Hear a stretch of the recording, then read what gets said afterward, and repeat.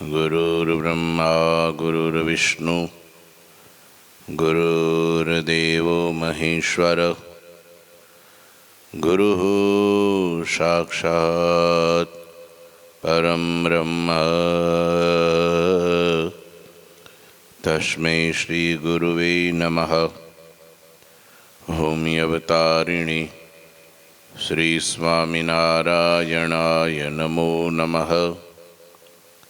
श्री घनश्यामाय नीलकंठाय सहजानंदाय च नमो नमः। हरिकृष्णाय परं ब्रह्मणे च नमो नमः। श्री सद्गुरु चरणकमलेभ्यो नमो नमः।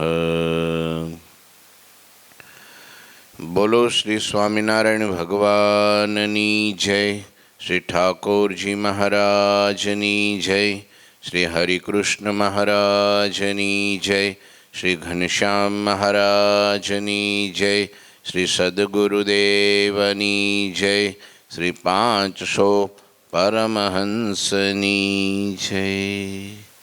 जय श्री स्वामिनारायण। पुरुषोत्तम चरित्र अध्याय 38। सद्गुरु रामानंद स्वामी श्रीरंग क्षेत्रमां પોતાના ગુરુના આદેશથી મુમુક્ષુ જનોને ઉપદેશ આપે છે, મંત્ર આપે છે। અમુક મંત્રો ગુપ્ત મંત્રો હોય છે કે મંત્ર જાહેરમાં બોલાય નહીં। અમુક સામાન્ય મંત્ર હોય છે જે બધાને સમૂહમાં જપ કરાવી શકાય, કહી શકાય, બોલી શકાય। અમારે સંતોનો મહાદીક્ષાનો ભાગવતી મંત્ર હોય, ભાગવતી દીક્ષાનો મંત્ર એ ગુપ્ત મંત્ર હોય, એ જાહેરમાં બોલી શકાય નહીં, એ મનમાં એનો જાપ કરવાનો હોય।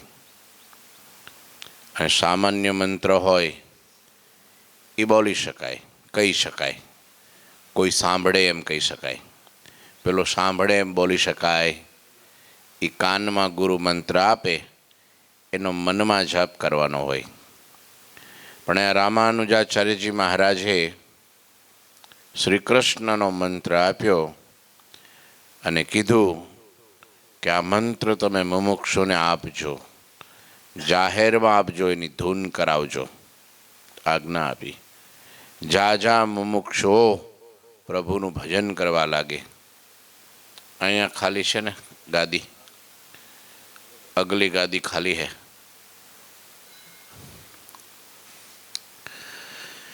जब ही कृष्ण को दर्शन पावे, तब हरिजन हिय में हर खावे। सुनी उपदेश महासुखदाई, बहुजन शिष्य भये तब आई।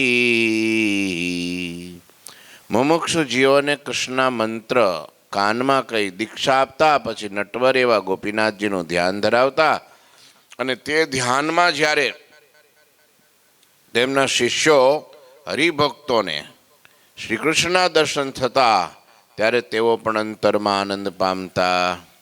એટલે રામાનંદ સ્વામીને તો દર્શન થયા, પણ રામાનંદ સ્વામીએ જેને જેને દીક્ષા આપી, જેને જેને મંત્ર આપ્યો અને મંત્રનો જેણે આંખ બંધ કરી મનમાં જાપ કર્યો, અને એને પણ ભગવાનના દર્શન થયા। આ કૃપા કામ કરે। શું કામ કરે? કોઈ પ્રગટ પ્રત્યક્ષ સદ્ગુરુ હોય અને એની આજ્ઞા પ્રમાણે મુમુક્ષુ રહે તો સદ્ગુરુની કૃપા થાય તો રસ્તો ટૂંકો થઈ જાય અને પરમાત્માનું દર્શન થઈ જાય। બાકી આમ એકલો એકલો ગુફામાં ઘરીને ખોધ્યા કરે તો એ પતો લાગે નહીં ભગવાનનો, અઘરું છે। સપનામાંય ભગવાન ન આવે તો પછી પ્રત્યક્ષ ક્યાંથી આવે? પહેલાં તો સપનામાં આવે, પછી પ્રત્યક્ષ આવ્યો. પણ સપનું જ જો ભગવાનનું ક્યારેય ન આવતું હોય તો પ્રત્યક્ષ ક્યાંથી આવે? પછી મન મનાવાની વાત છે કે ભાઈ ભગવાન તો આપણી ભેળા જ છે ને. એ કેવી વાત છે? મન મનાવાની. બાકી અંતરમાં ખોળે અને જો ડોક્યું કરે તો જેવા છે એવા દર્શન થઈ જાય. કોના? આપણા, ભગવાનના નહીં. કોના? આપણા. એ આંખ બંધ કરે તો જ ખબર પડે. આંખ બંધ કરવાની જ હાવ પ્રથમ ટેવ ન હોય તો બધું કામ અટકે. આંખ બંધ કરી અંતરમાં જોવે, માનસી પૂજાથી પ્રારંભ કરે. હા, સૌથી પહેલાં ક્યાંથી પ્રારંભ કરે? માનસી પૂજા છે એ ભગવાનમાં પ્રેમ કરવાનું અસાધારણ કારણ છે, સાધન છે. ભગવાનમાં હેત કરવાનું, ભગવાનમાં જોડાવાનું, ભગવાનની મૂર્તિના દર્શન કરવાનું શ્રેષ્ઠમાં શ્રેષ્ઠ સાધન હોય. આપણા અંતરની ખોજ કરવાનું મોટા મોટું સાધન હોય તો એ માનસી પૂજા છે. માનસી પૂજાથી આપણે કેવા છીએ એ ખબર પડી જાય અને ભગવાન કેટલા મોટા છે એ ખબર પડી જાય અને ભગવાન પ્રત્યેનો પ્રેમ કેટલો છે એ ખબર પડી જાય. જો અટપટ પટપટ પટપટ આંખ બંધ કરીને આમ ખટખટ આમ ઉતાવળમાં ચંચળતામાં આંખ ખુલી જાય અને કાં અંદર અંધારું દેખાય અને કાં વહાપો મચે, આ બધું ગડબડ ક્યારે થાય? આંખ બંધ કરે ત્યારે થાય. ક્યારે થાય? હા, અને કાંઈ ન થાય છેલ્લી બાકી હોઈ જાય તોય અઘરું. ઘણા આંખ બંધ કરે હવે જગાડવા પડે, આપણે હલબલાવવા પડે. એલા જાગો, હવે ટાઈમ થઈ ગયો, જમવાનો ટાઈમ થઈ ગયો, હવે જાગો. એ ગાઢ નિંદ્રામાં પગી જાય. હા, બેઠા બેઠા એ નહીં સારું. પરમાત્મામાં તલ્લીન થઈ જાય. આંખ બંધ કોઈ તોય પણ આંખના ખૂણા ભીના થઈ જાય. સમજવાનું ગદગદિત કંઠ થઈ જાય, રોમાંચિત ગાત્રો થઈ જાય. હા, શરીર એટલું શિથિલ થઈ જાય અને ભગવાનમાં જોડાઈ જવાય. હા, તો એને ભાવ સમાધિ કહે. શું કહે? ભાવ સમાધિ. એ પણ એક ઊંચી સમાધિ છે. પહેલી નિર્વિકલ્પ સમાધિ અને આ ભાવ સમાધિ બહુ ફેર નહીં. હા, આમાં નિર્વિકલ્પ જ કહેવાય.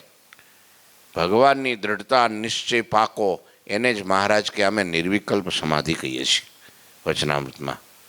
નિર્વિકલ્પ સમાધિ એટલે 8 અંગ સિદ્ધ કરે અને દેહનું ભાન ભૂલી જાય અને 3 દેહ 3 અવસ્થા અને 3 ગુણથી પર થઈ જાય અને પછી અંગોને કાપી નાખે તોય ખબર ન પડે અને આત્મા બ્રહ્મરંધ્રમાંથી છૂટો પડી જાય. એને જ અમે સમાધિ નથી કહેતા. મહારાજ કે એકવાર આંબો જોયો તે જોયો, પછી કામ વ્યાપે તોય ભલે, ક્રોધ વ્યાપે તોય ભલે, લોભ વ્યાપે તોય ભલે, પણ એ આંબાનો બાવળિયો કોઈ દી ન થાય. એનું નામ નિશ્ચય. એને જ અમે નિર્વિકલ્પ સમાધિ કહીએ છીએ. એકવાર દ્રઢતા થઈ આ મહારાજ વિના બીજો ભગવાન નહીં અને આવા સાધુ બ્રહ્માંડમાં ક્યાંય નહીં. પોતા માટે હો. હા, દુનિયાને તો જેને જે સ્વરૂપ મળ્યું હોય એના માટે શ્રેષ્ઠ હોય અને એમાંય પતિવ્રતાની ટેક રાખીને જો જોડાઈ જાય તો પાર પડી જાય. પણ ઘડી કાયા ને ઘડી કાયા ને ઘડી કાયા ને ઘડી કાયા ને 17 ખાડા ખોદે એકયમાં પાણી આવે નહીં, એકય મૂર્તિ સિદ્ધ થાય નહીં, એકયની દ્રઢતા થાય નહીં અને એણે અંતર ડોળાઈ જાય પછી એને ચાળા ચૂથણો કહેવાય. કેવો કહેવાય?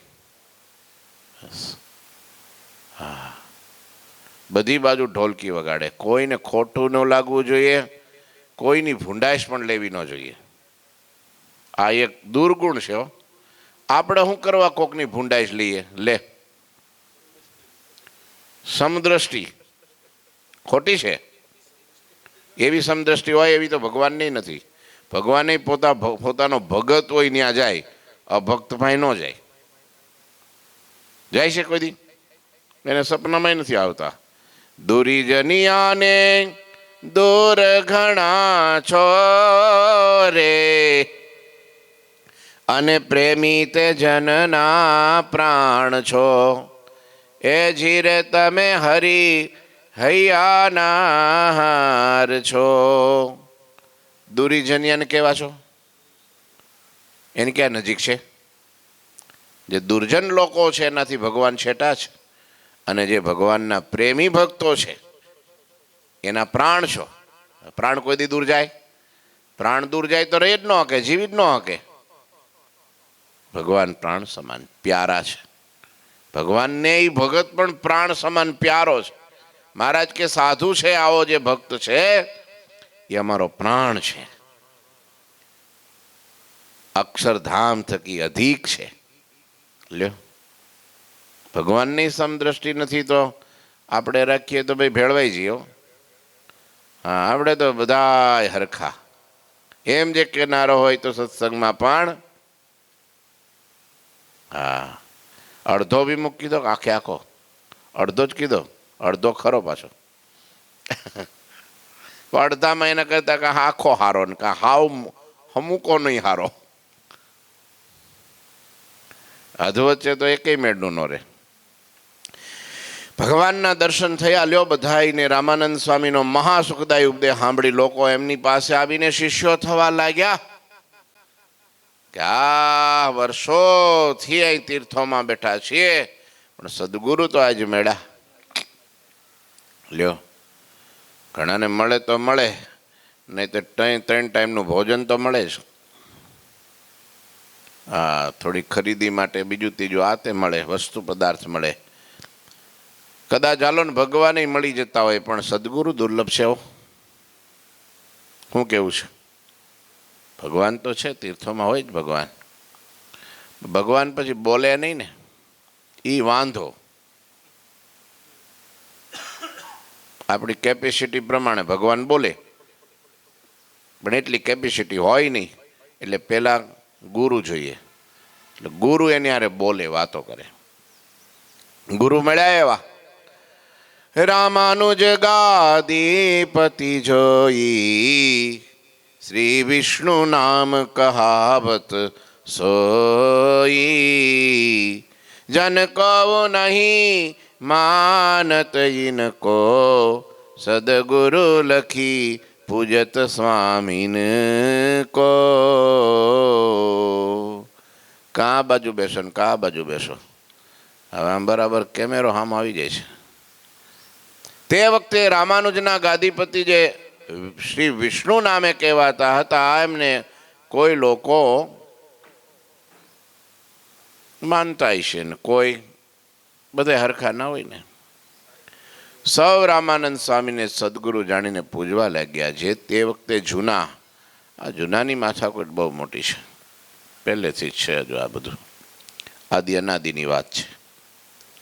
હા, ગામ ગુરુ હોય, ગામ હોય ત્યાં ગુરુ હોય. પછી બીજા કોઈ જો આવવા જાય ને તો બહાટી બોલાવે. હા, અઘરું થઈ જાય. એ હક થઈ જાય, એટલો કિલ્લો થઈ જાય, બોર્ડર થઈ જાય, વાડ થઈ જાય. વાડ પછી વાડો થઈ જાય, વાડમાંથી વાડો થઈ જાય.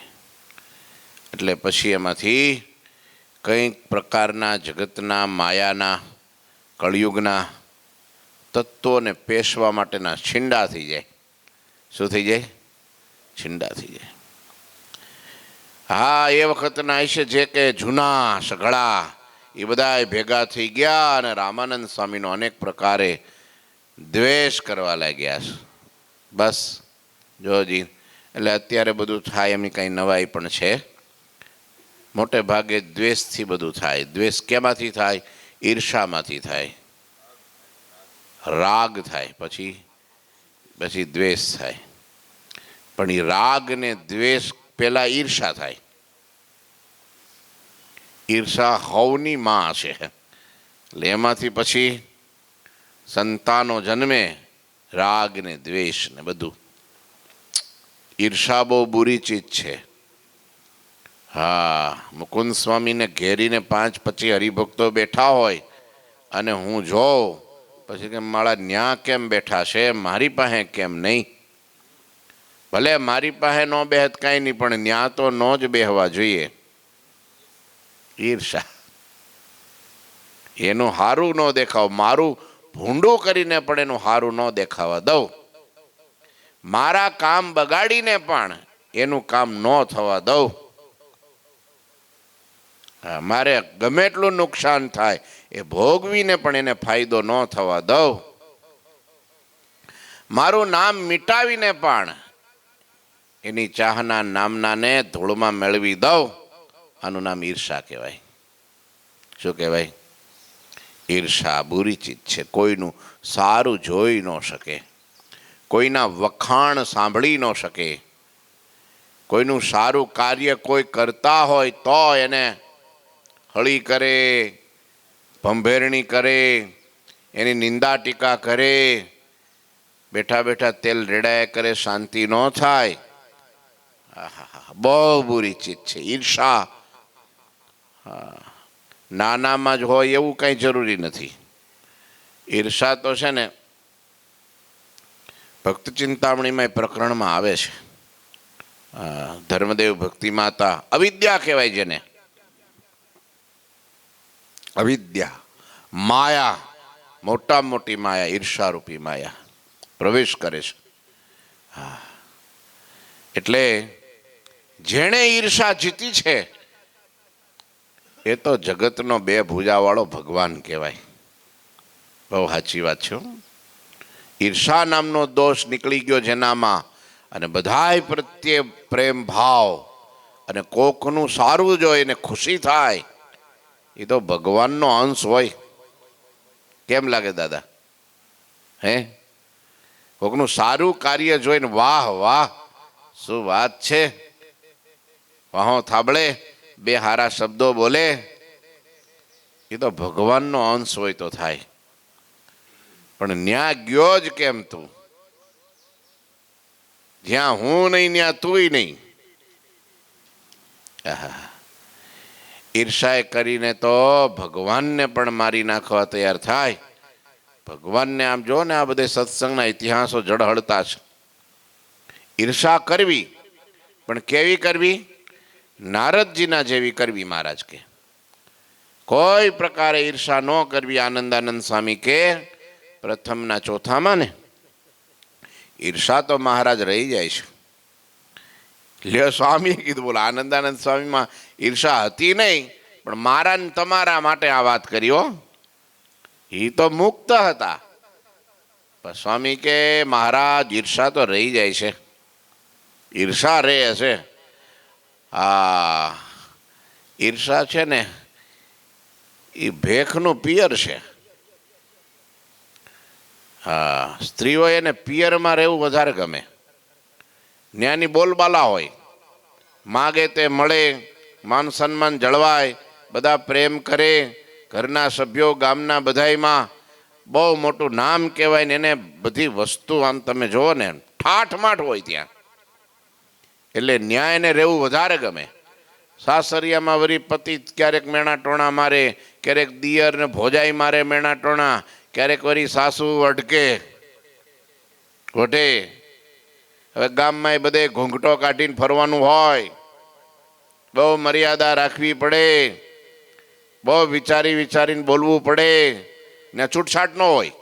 અને પિયરમાં બોલો તો એટલે વધારે ક્યાં ગમે? એમ ઈર્ષાનું પિયર બોલતા નહીં હો. એવું ગ્રંથમાં લખ્યું છે. ઈર્ષા હે ને વધારે ન્યા હોય.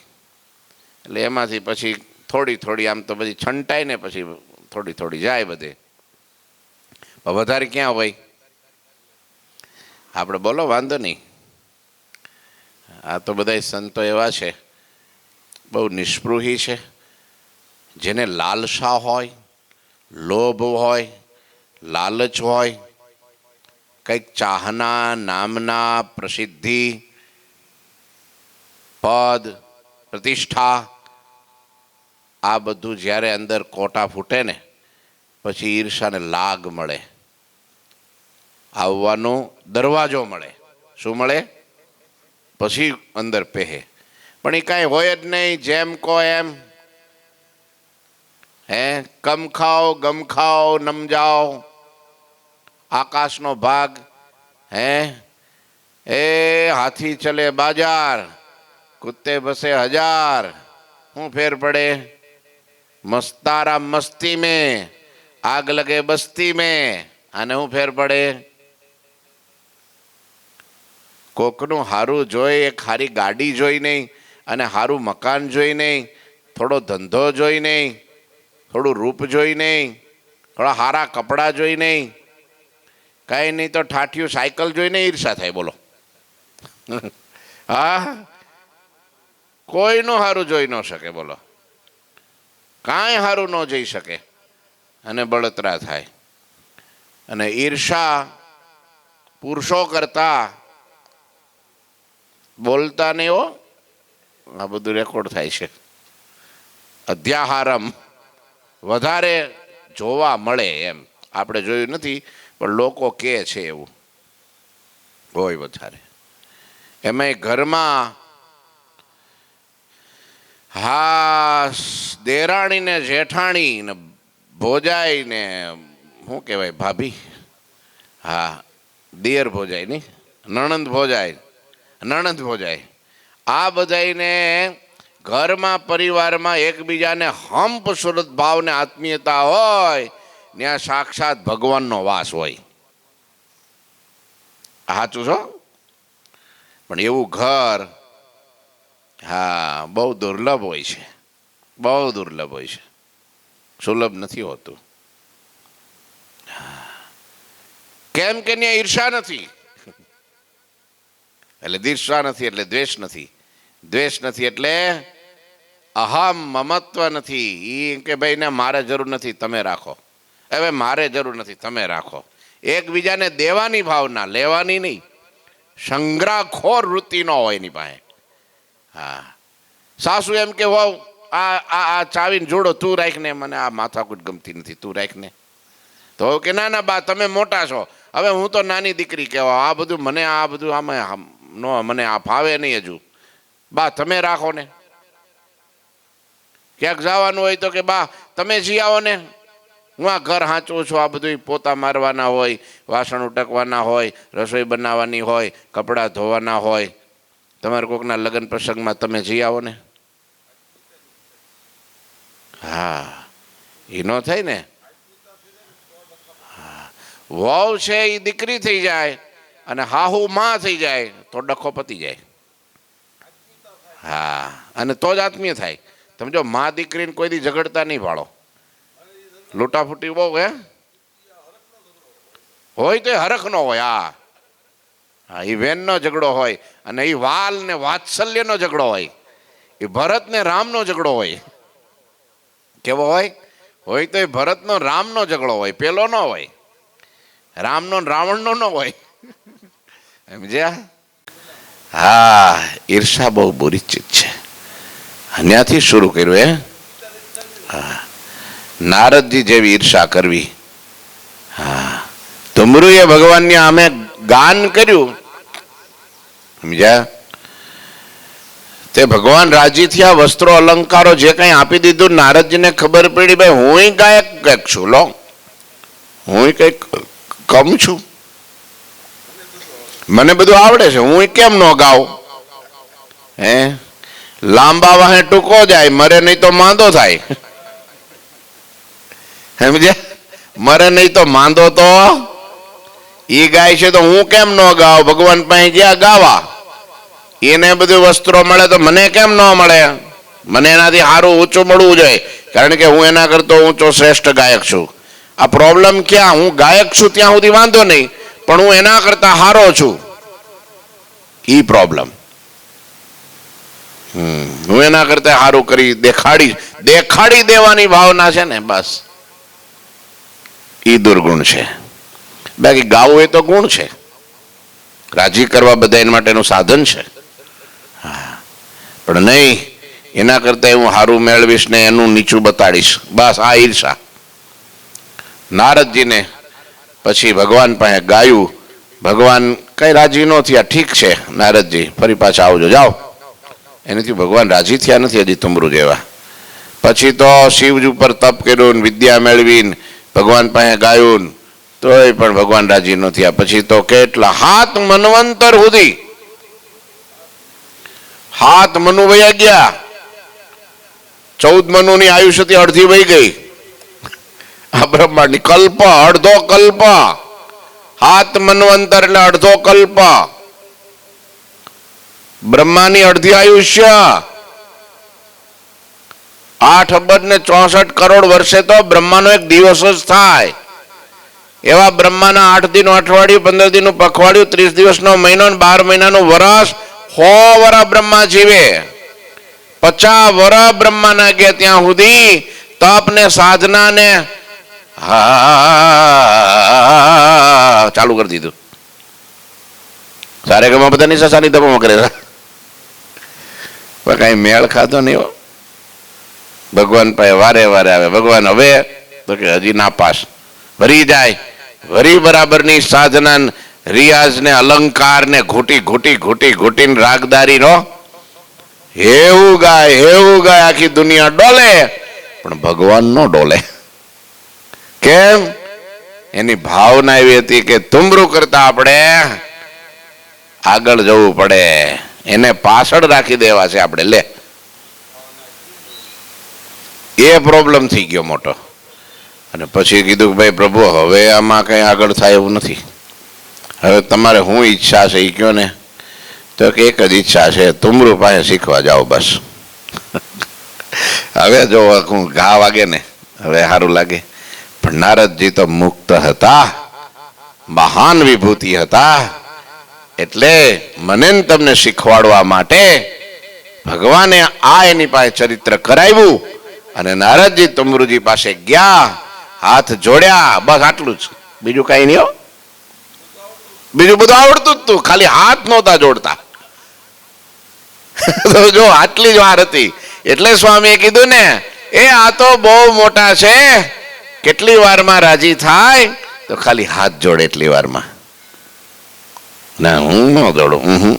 ઘણા નાના છોકરાઓ કેવા, આપણને એમ થાય કે મોટામાં જ માન હોય, પણ નાનામાં કૂટી કૂટીને ભર્યું હોય. હો, હા, આપણે કઈ દંડવટ કર, તો કે ના નહીં કરું એટલે નહીં જ કરું.